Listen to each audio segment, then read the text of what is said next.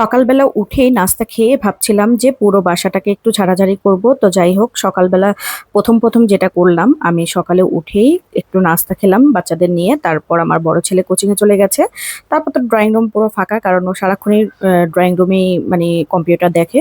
তো আমি একটা ভ্যাকুয়াম ক্লিনারের সাহায্যে পুরো বাসাটাকে একটু ক্লিন করে নিলাম। আর দেখেন কি পরিমাণ ময়লা হয়েছে। আমার ছোট ছেলেটা অসুস্থ থাকাতে বাসাটা সেভাবে করে ক্লিন করা হয়নি, উপরে একদম মাকড়সার বাসা টাসা হয়ে গেছে। ওগুলো সব ছাড়াছাড়ি করে এখন পুরো বাসাটাকে ক্লিন করলাম। এখন আমার খুব শান্তি লাগছে। এর মধ্যে আমার মা আর আমার ছোট ভাইয়ের বউ চলে আসছিল বাসায়। তো ভাবলাম যে ওদের আর যেতে দিব না। প্রায় ওরা 12টা 12:30টার দিকে বাসায় এসেছিল আমার ছোট ছেলেকে দেখতে। ভাবলাম একটু রান্না বান্না করে নিই। দুপুরবেলা রান্নার আয়োজনে ছিল একটু ডিম রান্না করব, এটা নারকেল দিয়ে একটু ইউনিক ভাবে। তো প্রথমে আমি পেঁয়াজ, কাঁচামরিচ, একটু আদা, রসুন, তারপর হচ্ছে কি জিরা ধনিয়া গুঁড়ো দিয়েছি। আর কাঁচামরিচ তো দিয়েছি, ধনিয়া পাতা ছিল না তাই দেওয়া হয়নি, পরে এনে নিয়েছিলাম। তো যাই হোক, এটাকে এখন আমি একটু বয়েল করতে দিয়ে দিলাম, একটা পলিথিনের সাহায্যে একটু বয়েল করতে দিব। তো বয়েলটা হয়ে গেছে, এখন উঠিয়ে এটাকে পিস পিস করে কাটা হবে। তো আমার ভাইয়ের বউ ছোটটা বলতেছিল যে আপু আমি কাটবো, দাও। একদম দেখতে কেকের মতো লাগছিল, তো ও কেটে নিল। আর দেখা যায় কি, আমি আমাদের বাসা যখন যাই, মানে মায়ের বাসা যখন যাই, আমারও সেম অবস্থা হয়। ওরা মানে আমাদের ছাড়তে দেয় না আর কি। দেখা যায় রাতের বেলা খেয়ে দিয়ে বা দুপুরবেলা যখনই যাই, খাওয়া দাওয়া শেষ করে তারপর আসতে হয়। তো ভাবলাম ওরাও আজকে আমাদের বাসায় আসছে যেহেতু, খাওয়া দাওয়া করুক। এই ফাঁকে দেখি আমার মা নারকেল মানে কোড়াচ্ছে। আম্মা মানে ছোট ভাই বাড়ি থেকে আনছিল, ওগুলোকে কুড়িয়ে দিচ্ছে। আমি আসলে এগুলো করি না। আমার বাসায় যদি কখনো নারকেল পাঠায়, দেখা যায় মাই এগুলো কুড়িয়ে দেয় বা ডিপ ফ্রিজে রেখে যায়, টুকিটাকি কাজ করে দেয়। তো এগুলোকে হালকা একটু ভেজে নিলাম, নতবা ভালো লাগবে না খেতে। তো ডিমটাকে পিস পিস করে কেটে তারপর একটু হালকা ভেজে নিতে হয়। ভেজে তারপর ওই ফ্রাই প্যানটার মধ্যে ডিমের তেলের মধ্যে একটু পেঁয়াজ দিয়ে দিলাম, পেঁয়াজের মধ্যে একটু লবণ, আদা, রসুন একটু একটু করে দিয়েছি। দিয়েছি একটা তেজপাতা, ধনিয়া, জিরার গুঁড়ো, হলুদ গুঁড়ো, মরিচের গুঁড়ো একটু দিয়ে খুব ভালো করে একটু ভেজে মশলাটাকে একদম কষিয়ে নিয়েছি। তারপর দিয়ে দিলাম নারকেল বাটা। আর এই ডিমটা খাওয়ার একটাই উদ্দেশ্য, সেটা হচ্ছে নারকেল বাটা দিয়ে রান্না করলে এটা দ্বিগুণ স্বাদ হয়ে যায়। তো আমরা প্রায় সময় করি। তো গ্রাম থেকে ভাবলাম যে নারকেল নিয়ে আসছে যেহেতু, একটু রান্না করে খাই।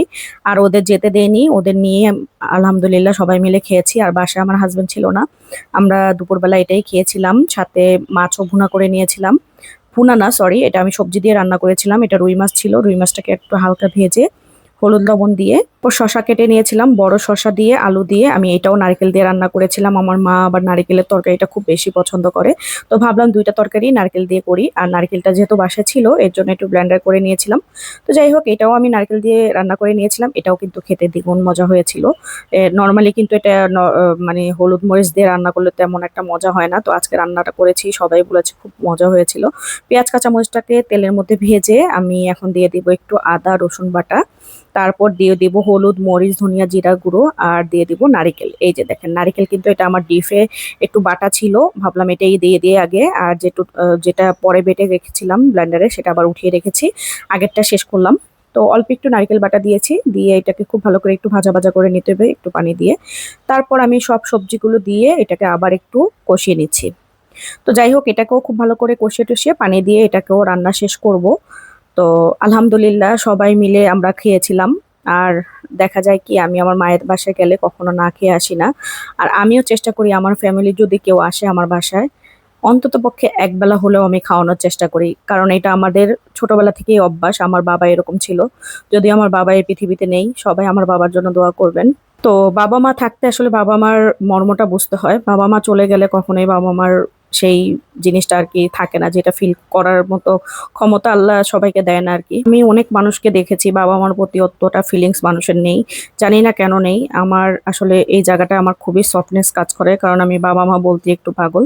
তো যাই হোক, বিকেলবেলা আবার আমার ভাই, ছোট ভাই আবার মাংস নিয়ে আসছিল। ও মাংসটা দিয়ে একটু বললো যে বিরিয়ানি করতে। ও গরুর মাংসটাকে বসিয়ে দিয়েছে, পুরো সবকিছু মশলা টশলা দিয়ে ও বসিয়েছে। পরে আমি আলুটাকে ছিলে, আমার মা, আমি, আমার ভাইয়ের বউ সহ আলুটাকে ছিলে পরে এই বিরিয়ানির মধ্যে, মানে বিরিয়ানির মাংসের মধ্যে দিয়ে আবার পোলাও চালটা ঢেলে দিয়েছি। পরে আমি এটা প্রসেস করে নিয়েছি আর কি।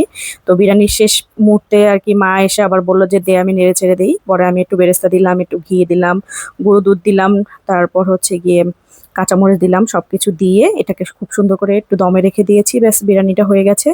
সবাইকে নিয়ে রাতের বেলা তৃপ্তি নিয়ে খেয়েছি। আলহামদুলিল্লাহ, আলহামদুলিল্লাহ। সবাই দোয়া করবেন আমাদের ফুল ফ্যামিলির জন্য। আল্লাহ হাফেজ।